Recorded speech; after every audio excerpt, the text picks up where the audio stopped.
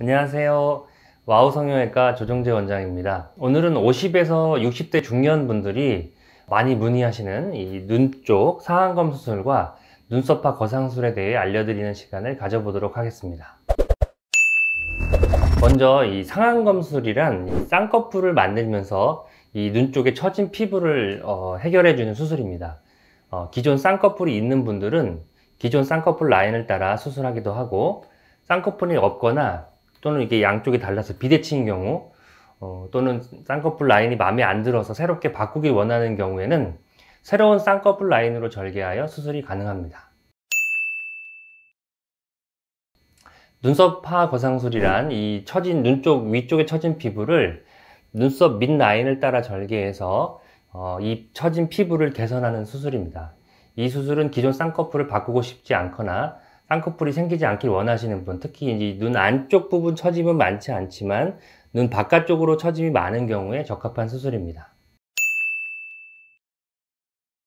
예전에는 거의 대부분 분들이 상안검 수술에 대한 문의를 하셨던 반면에, 최근에는 이제 개개인이 원하는 눈 모양과 이 피부 처짐 또는 흉터가 남는 부분까지 미리 체크해서 환자분의 개인의 상태 및 니즈에 맞게 진행하고 있다 보니까 상안검의 문의 수도 많지만 눈썹화 거상술 문의도 많아졌습니다.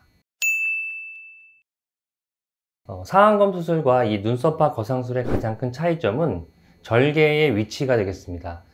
절개 후 생기는 흉터의 위치가 상안검 수술은 쌍꺼풀 라인이 되겠고, 눈썹화 거상술은 눈썹 아래쪽 라인을 따라 생긴다는 점이 차이가 되겠습니다.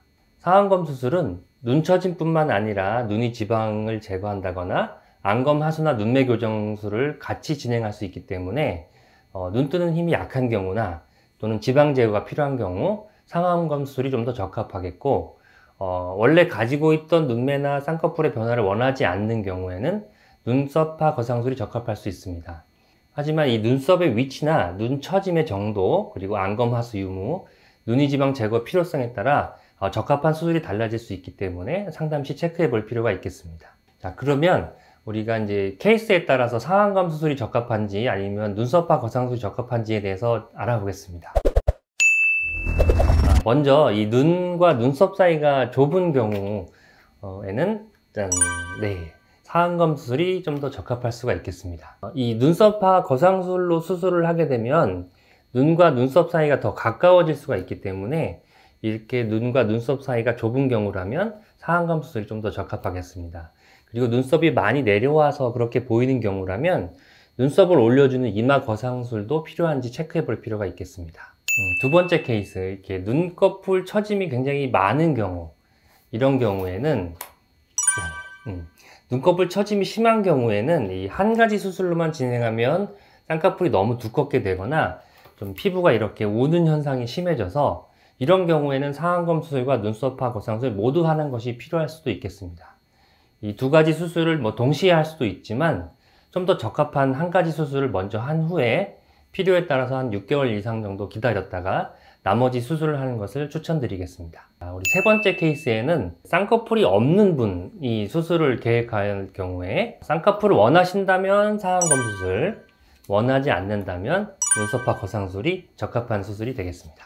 네 번째 케이스로 쌍꺼풀이 만약에 한쪽만 있는 경우라면 상안검 수술을 하는 것이 좋겠습니다. 상안검 수술을 하면 양쪽 다른 쌍꺼풀을 비슷하게 맞출 수가 있기 때문에 이런 경우에는 상안검 수술이 적합하겠습니다. 다섯 번째 케이스로 쌍꺼풀이 있는데 그런 쌍꺼풀 라인을 바꾸고 싶지 않은 경우 눈썹화 거상술이 적합한 수술이 되겠습니다. 마지막 케이스로 이 수술 후에 흉터가 굉장히 걱정되시는 분들, 그러니까 켈로이드 체질이나 이런 분들은 눈썹화 거상술보다는 이 상안검 수술이 조금 더 적합하겠습니다. 한 3개월에서 6개월 정도 이상 지나게 되면 눈썹화 거상술도 흉터가 많이 안 보이게 되지만, 일반적으로 눈썹 밑보다는 쌍꺼풀 라인 쪽이 흉터가 눈에 좀 덜 띄기 때문에 흉터 걱정이 많으신 분들이라면 상안검 수술이 조금 더 적합한 수술이 되겠습니다. 이 눈 수술을 생각하시는 분들이 걱정하는 가장 큰 또 하나가, 이 수술을 하게 되면 굉장히 인상이 강해지실까 걱정하시는 경우가 있습니다. 이 상안검 수술을 하게 되면 눈꺼풀 처짐이 없어지면서 이 눈매가 전체적으로 젊어 보이게 되지만 수술 직후에는 약간 강해 보일 수가 있습니다.